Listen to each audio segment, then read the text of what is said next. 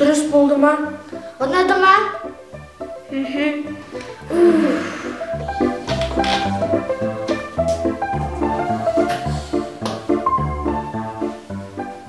Mesela taң kaldırımlar koy.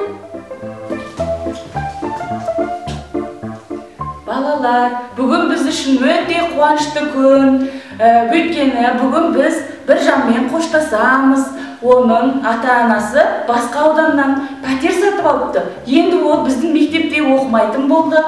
Бұл біздің сынып үшін өте қуанышты жағдай болды. Енді біздің тәртібіміз де, үлгеріміміз де жақсаратын болды. Қазір не болды? Құрметті Біржан, бұл саған қыздардың атынан шын жүректен сыйлаймыз.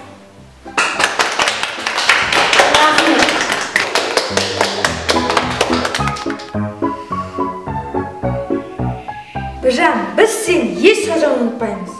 Менің кезегім келді ме? Мен ата-аналар комитетінен. Қымбатты Біржан, мен ата-аналар комитетінен. Менде сөз жоқ.